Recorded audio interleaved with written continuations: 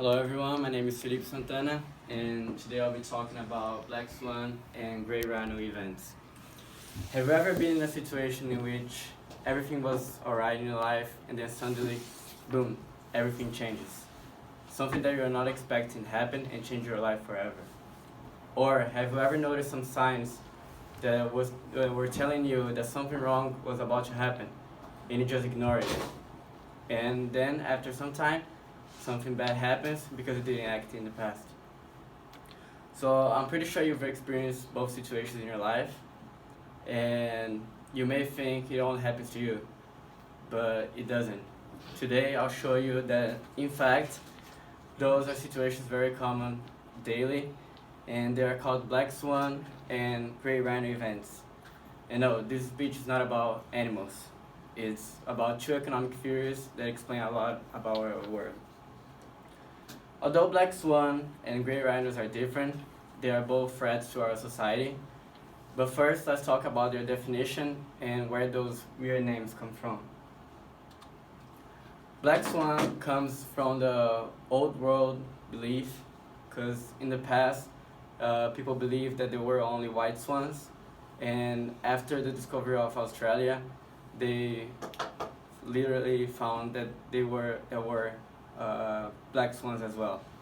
So that's where the name comes from, because it was highly improbable. For Grey Rhino, it comes from the main writer about the topic, which is Michelle Walker, who wrote the book The Grey Rhino, How to Recognize and Act on the Obvious Dangers We Ignore. She used the illustration of a scenario in which you are in Africa, in a safari, and you just ignore several recommendations of your instructor and like drifting away from your group to look for a gray rhino. And after finding the animal and its calf, you see that you put yourself in a dangerous situation because you think that you're gonna threat its calf and it is ready to attack you. After you understand the definition, it is time to explain some characteristics about both events. So Black Swan have three criteria. The first one, according to Taleb in his book, The Black Swan, The Impact of the Highly Improbable, is that the event must be rare. The second one is that it has to have a great impact. And the final one is when we say, oh, you know what? After terrible things has happened, I stopped to think about it and I understand why it happened. Nice, but now it's too late.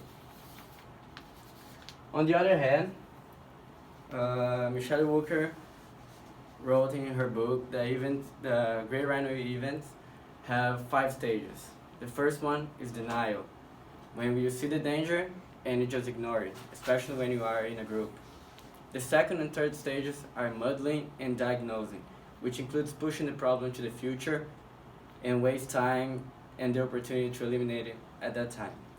The fourth stage, well, it's my favorite one, panic, when you say, oh God, I'm lost. And after this step comes the last one, action, when we finally decide to solve the problem. We saw the definitions and features of both theories. Now it is time to see how they apply in real life.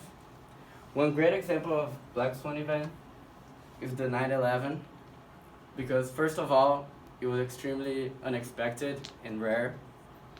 The second point is that it is clear that it had great impact not only for the United States, but also to the whole world, especially when it comes to security.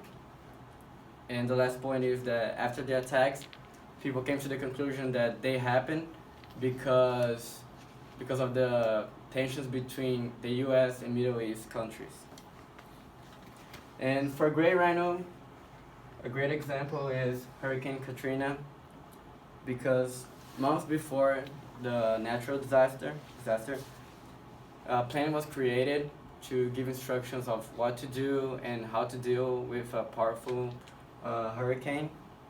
And there were even simulations telling people what to do. However, when the Hurricane Katrina struck, most of the instructions were ignored, and the response to the hurricane was delayed. The consequences? 1,800 deaths and damage of about $125 billion. So we can see the black swan and great rhino events happen in real life, so we can come to a final conclusion.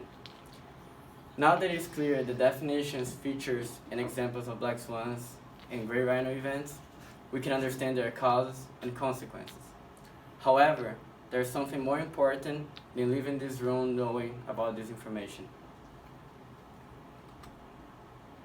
We need to know how to learn from our mistakes and pay attention to important details. Because if we do so, we can predict the unpredictable and avoid obvious threats. If we do so, we can defeat black swan and great rhino events. Sir. Thank you very much.